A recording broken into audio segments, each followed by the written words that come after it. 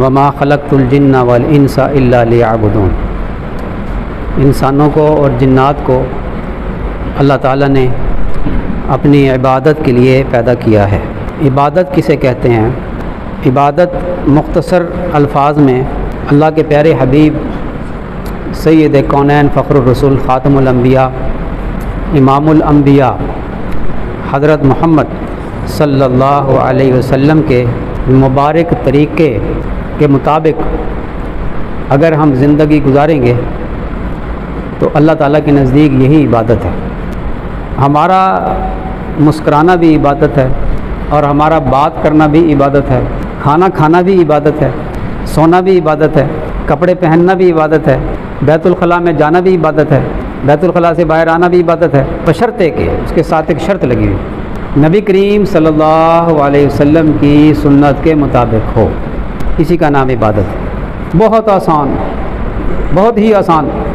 ایسی عبادت اللہ تعالیٰ نے پہلے کسی امت کو نہیں دی، مخصوص عبادات تھیں، مخصوص عبادات، لیکن اس امت کو، مجھے اور آپ کو اللہ تعالیٰ نے بہترین عبادت عطا فرمائی ہے، بہترین عبادت۔ اگر تم اللہ سے محبت رکھتے ہو، قل ان کنتم تحبون اللہ فاتبعونی یحببکم اللہ ویغفر لکم ذنوبکم۔ آپ ان کو فرما دیجئے کہ اگر تم اللہ سے محبت رکھتے ہو تو پھر میری اتباع کرو، میری اتباع کرو، تو اس کے نتیجے میں کیا ہوگا؟ اللہ تم سے محبت کرنے لگے گا، اللہ تم سے محبت کرنے لگے گا اور تمہارے گناہوں کو معاف فرما دے گا۔ سبحان اللہ۔ اگر ہم نبی کریم صلی اللہ علیہ وسلم کی سنت کے مطابق کھانا کھائیں گے تو نتیجتاً اللہ ہم سے محبت کرے گا اور اللہ ہمارے گناہوں کو معاف فرما دے گا۔ نبی کریم صلی اللہ علیہ وسلم کی سنت کے مطابق لباس پہنیں گے، اللہ تعالیٰ کیا کرے گا؟ اللہ تعالیٰ ہم سے محبت فرمائے گا اور ہمارے گناہوں کو معاف فرما دے گا۔ گناہ کبیرہ تو توبہ سے معاف ہوتے ہیں، لیکن چھوٹے چھوٹے گناہوں کو اللہ تعالیٰ شانو ایسے معاف فرماتا رہتا ہے، معاف فرماتا رہتا ہے۔ سنتوں کی برکت سے معافی ملتی رہتی ہے، لیکن کم قسمتی سے آج امت سنتوں سے ہی دور ہو گئی ہے، الا ماشاء اللہ۔ بہت کم لوگ متبع شریعت و سنت ہیں۔ نمازیوں میں بھی اتباع سنت کا شوق نہیں ہے، نمازیوں میں بھی۔ مجھے حیرت ہوتی ہے ایسے لوگوں پر جو پہلے صف کے نمازی ہیں اور امام کے پیچھے کھڑے ہونے کا ان کو شوق ہے، بڑے اہتمام سے آتے ہیں۔ امام کے پیچھے مؤذن کھڑا ہوتا ہے، مؤذن کے دائیں طرف بھی ایک شوق والا، پہلی صف میں امام کے پیچھے نماز پڑھنے کا شوق والا، اور بائیں طرف بھی شوق والا بیٹھا ہے۔ اس کے ساتھ کتنے سارے لوگ جو ہیں وہ پہلی صف میں نماز ادا کرنے کے شوق میں اذان کے وقت آئے بیٹھے ہوتے ہیں۔ امام کے پیچھے کسے کھڑا ہونا چاہیے؟ حدیث شریف میں آئے جس کا مفہوم ہے کہ میرے پیچھے اہل علم، اہل دانش کھڑے ہوا کریں، اور اہل علم ہی اہل دانش ہوتے ہیں۔ چنانچہ نبی کریم صلی اللہ علیہ وسلم کے پیچھے حضرت ابن مسعود رضی اللہ تعالیٰ عنہ، حضرت صدیق اکبر رضی اللہ تعالیٰ عنہ، حضرت عمر فاروق رضی اللہ تعالیٰ عنہ، حضرت عثمان غنی رضی اللہ تعالیٰ عنہ، یہ بڑے بڑے صحابہ کرام، اہل علم صحابہ کرام، مقتدیٰ امت کے، وہ کھڑے ہوتے تھے اور ان کی جگہ پہ کوئی اور آ کر کھڑا نہیں ہوتا تھا۔ جب حضرت عمر فاروق رضی اللہ تعالیٰ عنہ کو شہید کیا گیا، خنجر مارا گیا، تو آپ کے پیچھے کون کھڑا تھا؟ حضرت عبد الرحمن بن عوف رضی اللہ تعالیٰ عنہ۔ آپ زخمی ہوئے اور آپ نے ہاتھ سے پکڑ کے حضرت عبد الرحمن بن عوف رضی اللہ تعالیٰ عنہ کو مسلح پر کر دیا اور خود گر پڑے۔ جو پیچھے کھڑا ہوتا ہے نا، اس نے نماز پڑھانی ہوتی ہے اگر ایسا حادثہ ہو جائے یا امام کا وضو ٹوٹ جائے۔ انہیں شوق ہے امام کے پیچھے کھڑے ہونے کا، قابل رشک ہے۔ نہ ادھر والے کا لباس سنت کے مطابق ہوتا ہے، نہ ادھر والے کا لباس سنت کے مطابق ہوتا ہے، نہ اس کی شکل سنت کے مطابق، نہ اس کی شکل سنت کے مطابق۔ حیرت ہوتی ہے کہ امام کے پیچھے کھڑے ہونے کا تو شوق ہے لیکن اتباع سنت کا شوق نہیں، یہ حیرت ہوتی ہے۔ میں نے اس کو سمجھایا ایک کو، ادھر بھی میں کہتا ہوں یہ ادھر بھی انگریز بیٹھا ہے، ادھر بھی انگریز بیٹھا ہے، یعنی لباس انگریزی ہے اس لیے انگریز کہہ رہا ہوں، ورنہ انگریزوں میں بھی مسلمان ہوتے ہیں۔ انگریز کہنا کوئی گالی نہیں ہے، مطلب یہ ہے کہ اس کا بھی انگریزی لباس، اس کا بھی انگریزی لباس، اس کی شکل بھی انگریز جیسی، اس کی شکل بھی انگریز جیسی۔ شوق پہلے سب میں نماز پڑھنے کا ہے، امام کے پیچھے پڑھنے کا ہے، لیکن اللہ کا حکم پورا کرنے کا شوق نہیں ہے۔ واجب ادا کرنے کا شوق نہیں ہے. کیوں؟ کبھی اپنے آپ کو ہم اندر اپنے آپ سے سوال کیا کریں کہ ہمیں یہ شوق تو ہے، اور جس کا حکم ہے جو اللہ تعالیٰ شانہ پسند فرماتا ہے اس کا شوق مجھے کیوں نہیں ہے؟ یہ اپنے آپ کو جھنجھوڑنا چاہیے. میں نے اس کو کہا ایک کو کہ تو کم از کم جمعے کے دن تو شلوار قمیض پہن لیا کر. اس نے اس جمعے کو شلوار قمیض پہن لیا. اس کے بعد پھر وہ شلوار قمیض پتہ نہیں کہاں اس نے پھونک دیا، اور پھر وہی پینٹ شرٹ. کہتا ہے کہ جی وہ میرا کام ایسا ہے کہ شلوار قمیض جو ہے نا وہ اس کام میں ذرا رکاوٹ ہوتا ہے. بہانے، شیطان کے وسوسے، نفس کے بہانے. جس کو شوق ہوتا ہے نا، اور اگر مجبوری ہو جیسے پولیس والے ہیں ان کی وردی ہے، انہوں نے پہننی نماز بھی پڑھنی. فوج کے لوگ ہیں ان کی وردی ہے، انہوں نے پہننی. لیکن اگر نیت ہو، شوق ہو، کوئی مسئلہ نہیں ہے.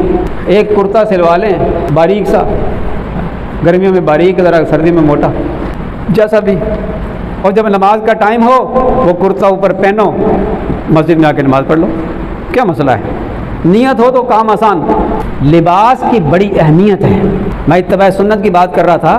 اتباع سنت میں سے میں ایک بات کو پکڑ لیتا ہوں، اس کو معمولی نہ سمجھیں. اللہ تعالیٰ شانہ نے سب سے پہلے جس چیز کا حکم دیا ہے وہ دیا ہے تمہارے لیے ہم نے آسمان سے لباس اتارا، اور بہترین لباس تقوی کا لباس ہے. حضرت آدم علیہ السلام کو جو شیطان نے وسوسہ ڈالا، وہ پہلا کام ہی اس نے یہ کیا کہ ایسا کام کروایا کہ اللہ تعالیٰ نے حکم دیا تھا کہ یہ اس درخت کے قریب نہیں جانا، اس کا پھل نہیں کھانا. حضرت آدم علیہ السلام کو شیطان نے وسوسہ ڈالا.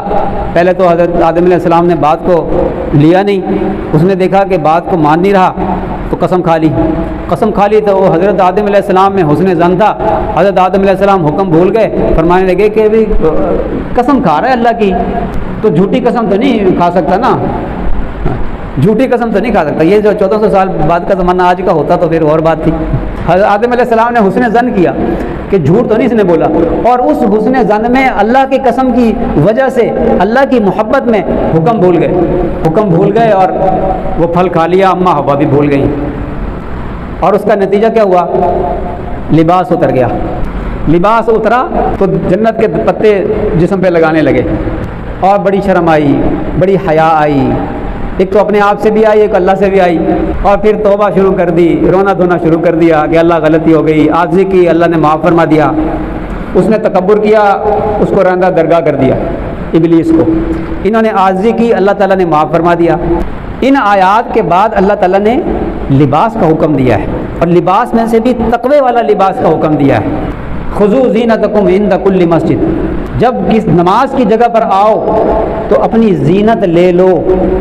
اور زینت والا لباس کون سا ہے؟ اللہ تعالیٰ فرماتے ہیں کہ زینت والا لباس لے لو، زینت اپنی لے لو. تو زینت والا لباس کون سا ہے؟ وہ لباس جو اللہ کو پسند آ جائے. اور وہ لباس کون سا ہے؟ وہ سنت لباس ہے. نبی کریم صلی اللہ علیہ وسلم نے جس لباس کو پسند فرمایا، صحابہ کرام نے جس کو اختیار فرمایا، وہی سنت ہے. اس علماء کرام اس کی وضاحت فرماتے ہیں کہ وقت کے اکابر کا جو لباس ہوتا ہے وہی مسنون ہوتا ہے. اکابر جو لباس پہنتے ہیں وہ مسنون ہوتا ہے. تو ہمارے اکابر کون سا لباس پہنتے ہیں؟ کرتا شلوار، قمیض شلوار، بہترین لباس ہے. اس لباس میں آنے کا حکم ہے. آپ ذرا تصور کریں کہ ایک دربار میں آپ جاتے ہیں، بادشاہ کا دربار ہے، اور اس دربار میں آپ کیسا لباس پہن کر جاتے ہیں؟ کیا چیز دیکھتے ہیں؟ یہ بتائیے کہ ہم اپنی پسند دیکھتے ہیں یا بادشاہ کی پسند دیکھتے ہیں؟ بادشاہ کی پسند دیکھتے ہیں. یہ سوچتے ہیں کہ اگر ہمارا لباس بادشاہ کی پسند کے خلاف ہوا، بادشاہ کو ناپسند ہوا، تو بادشاہ ناراض ہوگا. یہی ہوتا ہے نا. کسی بھی دربار میں آپ چلے جائیں، وہ تو شہنشاہ کا دربار ہے، وہ تو مالک الملک کا دربار ہے جس میں ہم حاضری دے رہے ہیں. یہ مسجد، یہ رب العالمین کا دربار ہے. اور اس دربار میں حاضری دیتے ہوئے اگر ہمارا لباس اس مالک کے دشمنوں والا ہوگا تو کیا اس مالک کو پسند آئے گا؟ سمجھانے کے باوجود بھی بات سمجھ میں نہ آئے، افسوس اس بات کا ہوتا ہے. اس لیے نماز، یہ لباس کے معاملے کو کبھی ہلکا نہ سمجھیں، کبھی ہلکا نہ سمجھیں. حضرت مولانا محمد احمد صاحب رحمۃ اللہ علیہ ایک مرتبہ بیان میں فرمانے لگے کہ میرے درس میں ایک جج صاحب بیٹھا کرتے تھے، تو لباس کا تذکرہ چل پڑا کہ ہمیں مسلمانوں کو شلوار قمیض پہننی چاہیے، جو ہمارا مصنون لباس ہے وہ پہننا چاہیے۔ تو جج صاحب کہنے لگے کہ مولانا لباس سے کیا فرق پڑتا ہے، لباس سے کیا فرق پڑتا ہے؟ فرمایا کہ اچھا آپ ایسا کیجیے گا، کل آپ اپنی بیگم صاحبہ کا لباس پہن کے کمرہ عدالت میں تشریف لے جائیے گا اور اپنی کرسی عدالت پر ذرا تشریف رکھیے گا، پھر سمجھ آ جائے گی کہ لباس سے فرق پڑتا ہے کہ نہیں۔ اب جج صاحب کا ایک رنگ جائے ایک آئے، پسینے پسینے جج صاحب ہو گئے۔ لباس سے بڑا فرق پڑتا ہے، یہ خیال نہ کیجئے کہ کیا فرق پڑتا ہے، بڑا فرق۔ ایسا لباس جو چست ہو اور رکوع اور سجود میں جاتے ہوئے جسم کی حیت نظر آئے، اس کے ہپس نظر آئیں، اس کی شکل نظر آئے، اس میں نماز مکروہ ہوتی ہے۔ کسی بھی مفتی سے پوچھ لیجیے آپ۔ اور بعضوں نے تو یہاں تک فرمایا سخت مکروہ، بعضوں نے فرمایا غیر مسلموں کے ساتھ مشابہت، من تشبہ بقوم فہو منہم، جو جس کی مشابہت اختیار کرے اسی قوم میں سے ہے، اس کی وجہ سے سخت مکروہ۔ اٹھا کے دیکھ لیجیے، مفتیان کرام سے مسئلہ پوچھ لیجیے کہ ایسا لباس، ایسی پینٹ شرٹ جس کے اندر رکوع اور سجود میں جسم کی حیت نظر آئے، نماز مکروہ ہوتی ہے نہیں ایسی بات۔ اس لیے کبھی بھی کسی بھی سنت کو ہلکا نہ سمجھیں، نہ لباس کی سنت کو ہلکا سمجھیں، ایک ایک سنت کو اپنا لیجئے، پھر دیکھیے اللہ تعالیٰ شانہ کیسے ہماری زندگیوں کو بدلتا ہے اور کیسے دلوں میں اطمینان عطا فرماتا ہے اور کیسے اللہ تعالیٰ شانہ محبوبیت عطا فرماتا ہے۔ تو میں یہ عرض کر رہا تھا کہ درمیان میں بات آئی کہ اللہ تعالیٰ شانہ اس شخص سے محبت فرماتے ہیں جو اس کے پیارے نبی صلی اللہ علیہ وسلم کی اتباع کے ساتھ زندگی گزارتا ہے، اس کی ساری زندگی نبی کریم صلی اللہ علیہ وسلم کی سنتوں پہ عمل کرنے میں گزرتی ہے، اس کا صبح کا اٹھنا بھی نبی کریم صلی اللہ علیہ وسلم کی سنت کے مطابق دعا پڑھتا ہے، الحمدللہ الذی احیانا بعد ما اماتنا والیہ النشور، جس کو یاد نہ ہو وہ یاد کر لے۔ اٹھنے کے بعد پھر بیت الخلاء جاتا ہے، دعا پڑھ کر جاتا ہے، اللہم انی اعوذ بک من الخبث والخبائث، بائیں پاؤں سے بیت الخلاء میں داخل ہوتا ہے، جس کو یاد نہیں وہ یاد کر لے، ضروری چیزیں ہیں۔ اور پھر خاموشی کے ساتھ وہاں بیت الخلاء میں بیٹھتا ہے، بیٹھنے کا بھی ادب سیکھتا ہے، بیٹھنے کا بھی ادب ہے۔ ہاں جی، جب شلوار اتارے یہ نہ ہو پہلے ننگا ہو کے کھڑا ہے پھر بیٹھ جائے، نہیں، وہ بیٹھتے ہوئے اپنے شلوار کو نیچا کرے، یہ ادب سکھایا ہے۔ اور کوئی حرکت نہ کرے، جسم کے کسی عضو کے ساتھ حرکت نہ کرے، کوئی بات نہ کرے، بولے نہیں، خاموشی کے ساتھ رفع حاجت سے فارغ ہو کر استنجا اچھی طرح کرے، کوئی ناپاکی قطرہ لگا نہ رہ جائے، ٹشو استعمال کرے، ڈھیلا استعمال کرے، پانی سے جو ہے وہ طہارت کرے، قطرہ نکلنے کا خطرہ ہو تو اس کے مسائل کو سیکھے۔ خصیے کے نیچے رگیں ہوتی ہیں جن کا مثانہ کمزور ہو اور اس کو یہ خطرہ ہو کہ میرا قطرہ نکل جائے گا بعد میں، تو اس کو چاہیے کہ وہ نیچے خصیوں کے نیچے جو رگیں ہوتی ہیں ان کو تھوڑا سا حرکت دے گا تو قطرہ اس میں جو رکا ہوا ہوگا وہ نکل جائے گا۔ کسی کو زیادہ ہی کمزوری ہو وہ اٹھ کر پھر بیٹھے۔ یہ تو جو وٹوانی اس کو کہتے ہیں، ہم اس کو مایور سمجھتے ہیں، یہ پٹھان لوگ کرتے ہیں، وٹوانی طہارت صحیح کرتے ہیں وہ لوگ، جو پیشاب قطرہ نکلنے کا جس کا خطرہ ہوتا ہے وہ ڈھیلے سے ڈھیلا رکھتے ہیں اور جناب ایک ٹانگ کو دوسری ٹانگ کے اوپر رکھتے ہیں تاکہ قطرہ نکل جائے اور پھر چلتے ہیں۔ اصل طریقہ تو یہی تھا کہ پیشاب دور کر کے آئیں اور چل کر آ کر استنجے خانے میں استنجا کر لیں، پانی سے پاک کر لیں، اس سے قطرہ بھی نکل جاتا ہے۔ اب یہ مسئلے سیکھنے چاہیے۔ تو استنجا سنت کے مطابق، باہر نکلنا سنت کے مطابق، غفرانہ کا دائیں پاؤں سے باہر نکلنا، ہاتھوں کا دھونا سنت کے مطابق، نہانا سنت کے مطابق، کھانا کھانا سنت کے مطابق، دائیں ہاتھ سے کھانا، آداب سیکھنے چاہیے۔ بسم اللہ پڑھ کے کھانا، اور بھی کتنے سارے آداب ہیں۔ کھانے کے بعد الحمدللہ کہنا، الحمدللہ الذی اطعمنا، دعا پڑھنا۔ رات کو سونا سنت کے مطابق، اللہم بسمک اموت و احیا، دعا کا پڑھنا، جس کو یاد نہیں وہ یاد کر لیں۔ وضو کر کے سوئیں گے، بڑی فضیلت آئی۔ جب آدمی سوتا ہے تو انسان کی روح پرواز کرتی ہے، اور اگر باوضو سوتا ہے تو اس کی روح عرش کے نیچے جا کے سجدہ کرتی ہے، بڑی فضیلت۔ اور جو شخص رات کو 10 آیات پڑھ کر سو جائے وہ غافلین میں شمار نہیں ہوگا۔ آپ کو سورہ فاتحہ اور قل هو اللہ احد، یہ 11 آیتیں بنتی ہیں۔ جو آیت الکرسی اور قل شریف پڑھ کے سوئے گا ساری رات اللہ تعالیٰ شان و فرشتوں کو مقرر فرمائیں گے جو اس کی حفاظت کرے گا. حضرت ابو ہریرہ رضی اللہ تعالیٰ عنہ کا قصہ ہے نا. مال غنیمت پر حضرت ابو ہریرہ رضی اللہ تعالیٰ عنہ کو پہرے دار مقرر کیا. رات کو ایک شخص آیا اور غلہ اٹھانے لگا. پکڑ لیا انہوں نے کہ میں تجھے لے کر جاؤں گا نبی کریم صلی اللہ علیہ وسلم کے پاس. وہ کہ منت کرنے لگا, میں بڑا غریب مسکین, میرے بچے بھوکے. چھوڑ دیا اس کو. اگلے دن پھر آیا رات کو, پھر غلہ اٹھانے لگا. پھر پکڑ لیا کہ تو کل بھی آیا تھا, تو نے وعدہ کیا تھا کہ نہیں آؤں گا. لیکن میں بڑا مسکین غریب, نہیں میں تجھے لے کے جاؤں گا. اس نے پھر منت کی, چھوڑ دیا. تیسرے دن پھر پکڑ لیا کہ آج نہیں تجھے چھوڑتا میں. اس نے پھر بڑی زاری کی. پھر کہتا ہے آخر میں جب نہیں چھوڑا نا, حضرت ابو ہریرہ رضی اللہ تعالیٰ عنہ نہیں چھوڑا, تو کہنے لگا اچھا تو مجھے آج چھوڑ دے, کل میں نہیں آؤں گا. تو ہاں دلچسپ بات بیچ میں سے رہ گئی. نبی کریم صلی اللہ علیہ وسلم کے خدمت میں جب حاضر ہوئے صبح کو, تو آپ صلی اللہ علیہ وسلم نے پوچھا وہ تمہارا رات والا جو بندہ تھا اس کا کیا بنا؟ میں عرض کیا یا رسول اللہ صلی اللہ علیہ وسلم وہ تو ایسے ایک بندہ آیا تھا. فرمایا کہ دیکھ اس میں وہ جھوٹ بولتا ہے, وہ کل پھر آئے گا, ہوشیار رہنا. وہ پھر آیا. اگلے دن پھر عرض کیا کہ وہ پھر آیا تھا. پھر اس نے منت کی. فرمایا کہ دیکھ وہ جھوٹ بولتا ہے اور وہ پھر آئے گا.